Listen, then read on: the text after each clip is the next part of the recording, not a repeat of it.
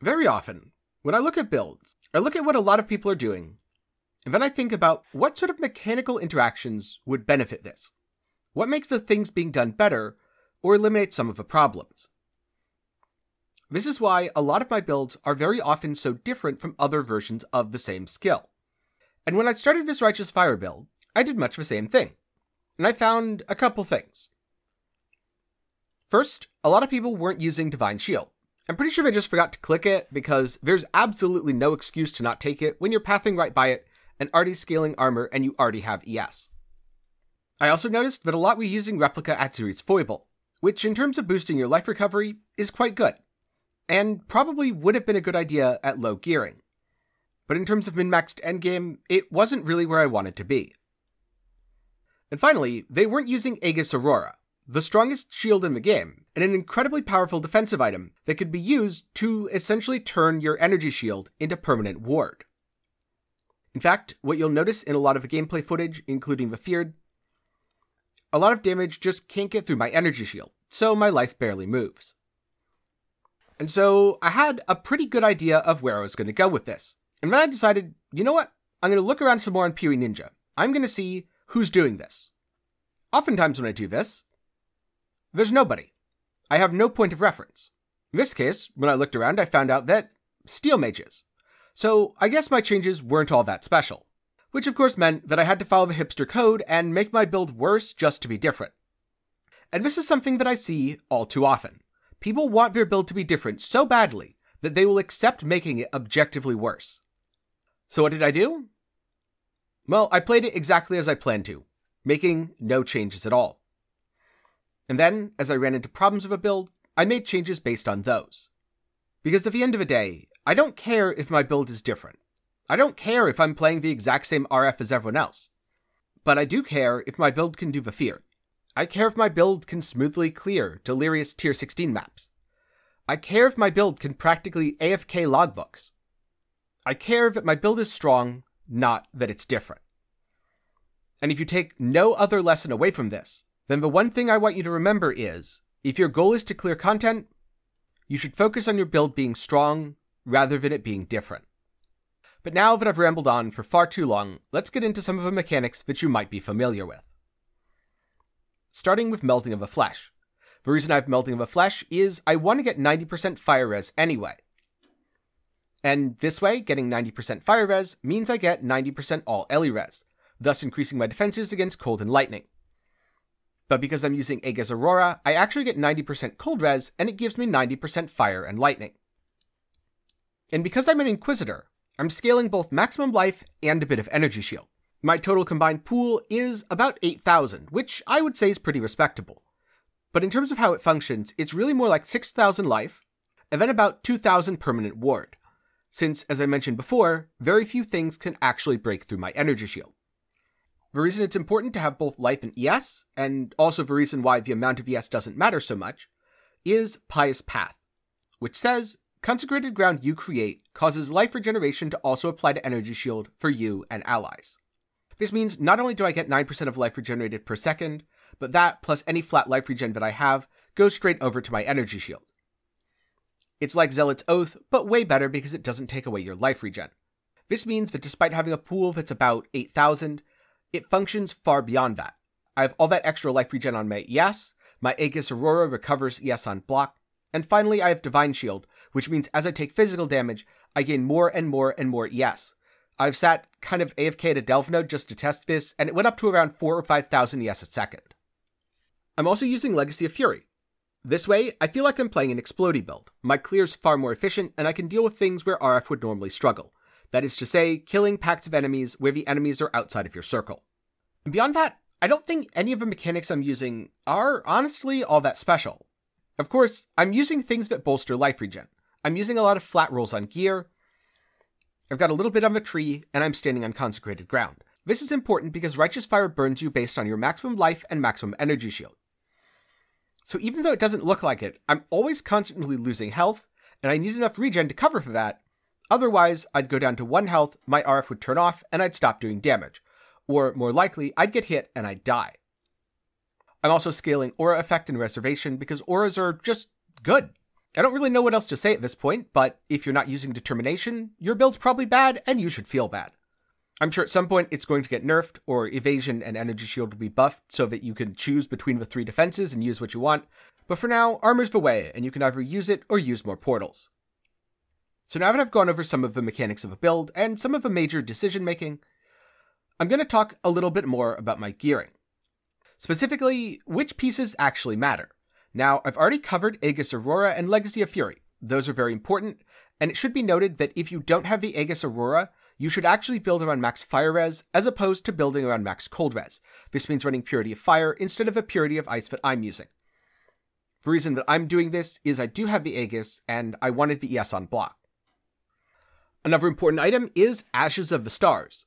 This is important because there's no way I'd be able to fit in all of these auras, or even most of them without it.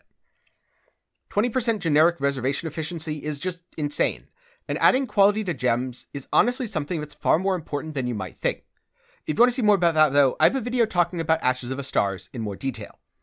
For now, suffice to say, the reservation efficiency is really important because that's what lets me fit an additional aura, and on almost every build in the game, if Ashes lets you fit an additional aura, you should probably be using it, and if it doesn't, maybe you should consider something else. Now, the rest of my gear is rares, which means there's a lot that can be changed between the items. The exact stats don't matter, what matters is the purpose behind why I'm using them. So for example, my helmet. I'm using this as a pseudo-link for Righteous Fire.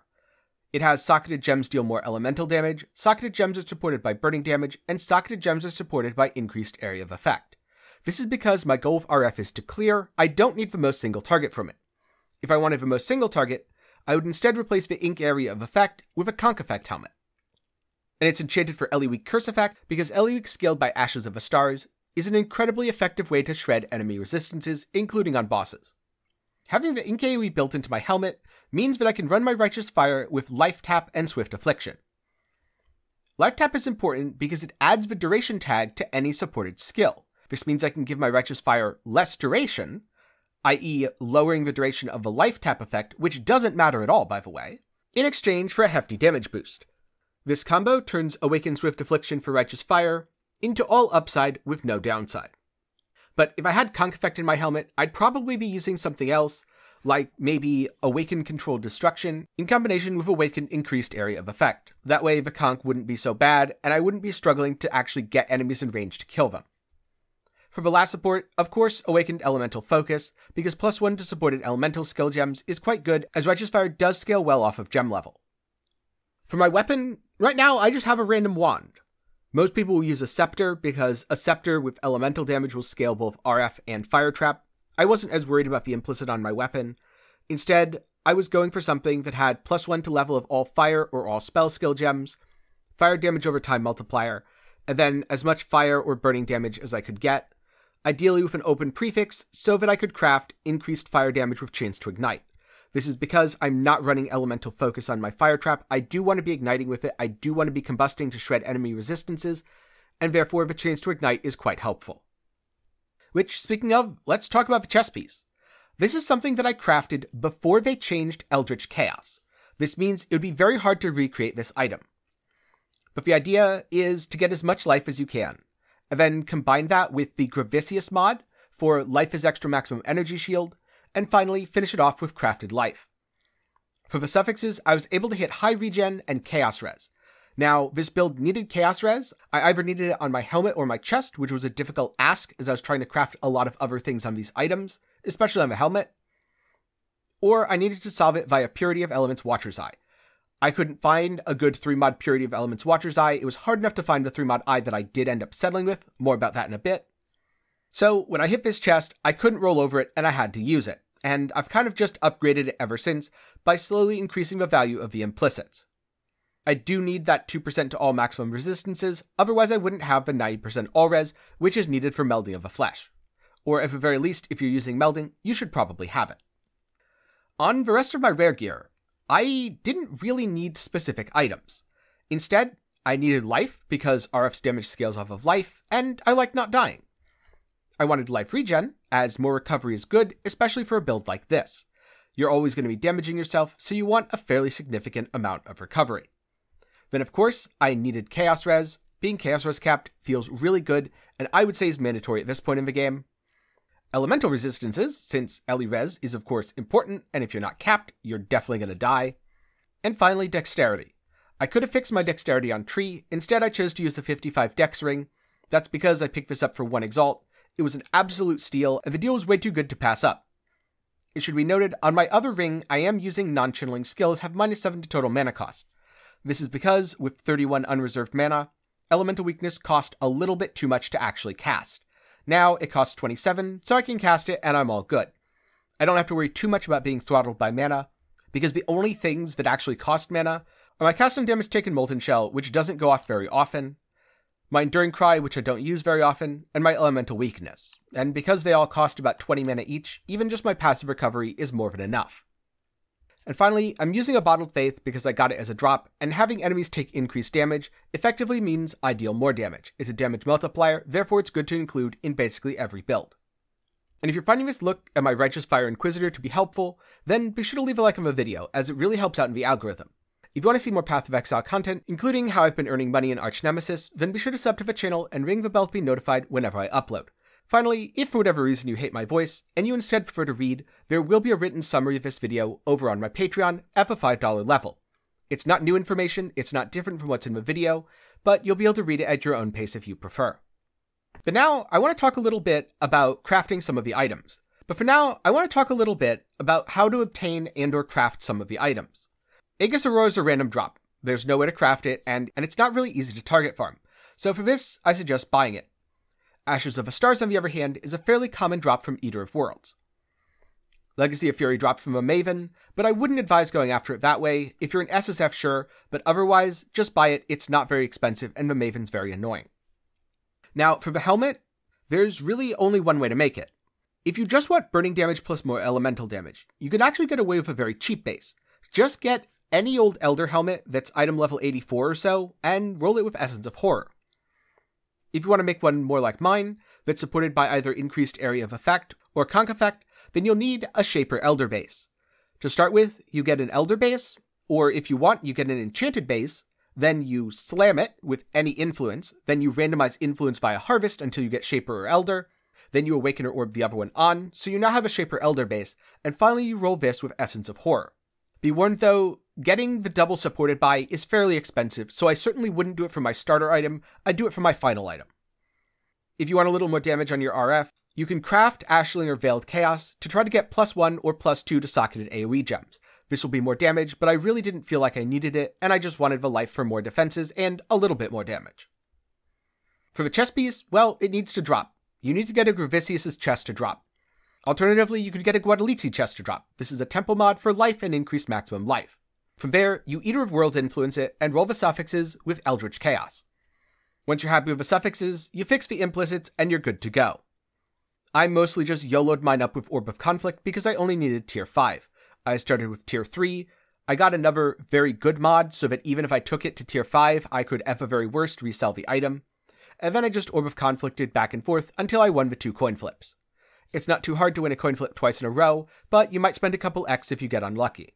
But all that said, there's absolutely zero value to the 2% all max res that I have on my chest. I could very easily have just used the tier 3 2% max cold and not spent any of that.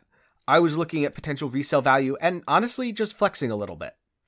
So for that, I would advise 2% max cold and not 2% max all res. For the weapon, get a fractured weapon.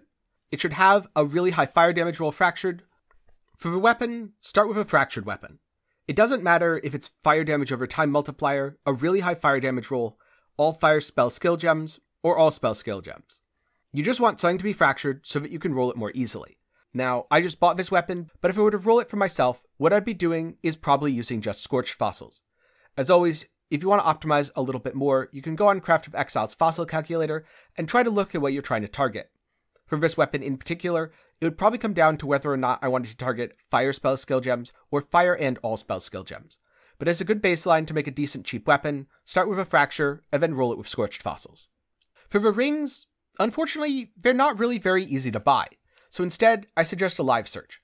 Put in the search terms that you want, things like life regen, max life, lightning res, chaos res, or dexterity. Having something like max ES is a bonus, but not required, and having an open prefix is very nice. That's how I got both of these. I remember paying 1 exalt for the Soul Whirl. I don't remember how much I paid for Woehold. For Vestigian Vise, I was specifically trying to roll life and max life, and I didn't really care too much about the suffixes. What this meant was I used a lot of pristine fossils. If you cared more about the suffixes, you'd use something like Deafening Essence of Envy. Either way works, and I used both to craft belts, but I happened to succeed on one using, I believe, Pristine and Aberrant, because for a while I was trying to hit Chaos damage so that I could sell it for more if I didn't get what I wanted. And also, Chaos Res was a bonus, even though I was probably just going to roll over it because I wanted a Lightning Chaos or whatever hybrid. And for the gloves, it's things like Life, Res, Chaos Res, and Dexterity. So think of them very much as rings, and much like rings, I ended up buying these because I wanted to fill in the holes in my gear after the fact. I ended up getting an open prefix, which was quite nice, so I put all my auras in here and put in +1 to level of socketed AoE gems. What's more important for the gloves is getting really nice implicits. Inflicting fire exposure on hit means your fire trap will always expose enemies. That way, you don't have to worry about Wave of Conviction or anything like that. Fire damage over time multiplier is of course more damage, and this is a place where the Eldritch implicits really shine.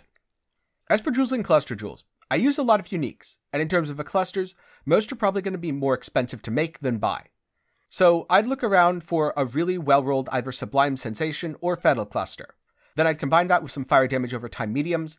Both my Brush with Death Smoking Remains and my Smoking Remains Cooked Alive were very inexpensive. It's a great place to pick up a little extra resistance or a little extra dexterity.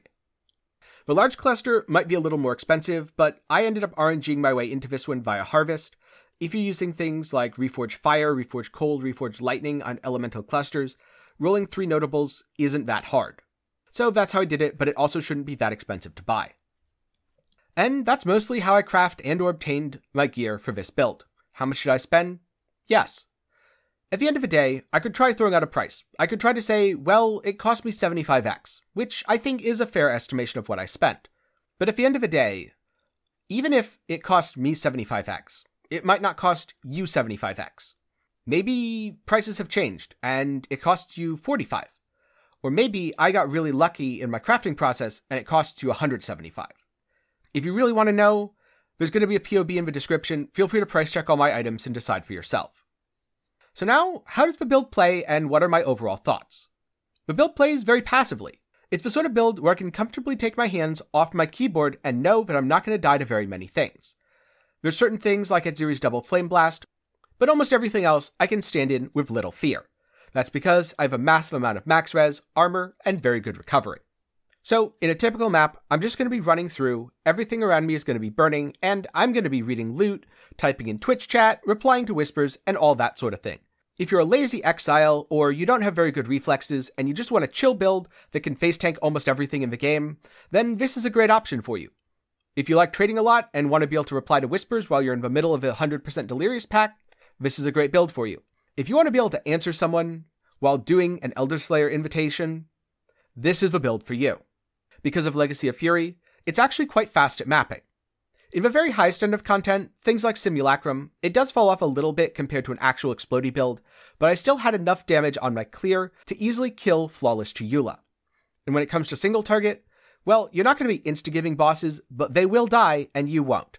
My boss kill times were not spectacular. They're about 30 seconds to 60 seconds longer than a lot of other builds I've played. But while 30 to 60 seconds might seem like an eternity in an age where videos are often 20 seconds long, it's really not that bad. And that's only the very top end bosses in the game. In an average map, you'll melt the boss in a couple seconds and barely notice the difference. And the fact that you could walk by enemies while looting and have them just die passively more than makes up for the time lost when you reach the boss. So overall, this is a very tanky build. It's very forgiving. It's got good clear, and it's got solid single target. The incorporation of Fire Trap has really helped a lot for that. In fact, it's one of the highest level builds I've ever had in Path of Exile. Most of the time, my build stopped between 95 and 97. This one is more like 98.5 right now, and I could end up hitting 99. In spite of my best efforts by doing all the rippy content and standing in all the things while reading none of the mods. Hopefully I haven't rambled on too much here. I know the showcase is quite a bit longer than most of my others, but people always have a lot of questions, so I wanted to go into more detail and see how it goes. If you have any thoughts on Righteous Fire Inquisitor, or on the length and style of this showcase, then be sure to let me know down in the comments. And with that, all I can say is good luck watching the world burn, and make sure you have a couple marshmallows.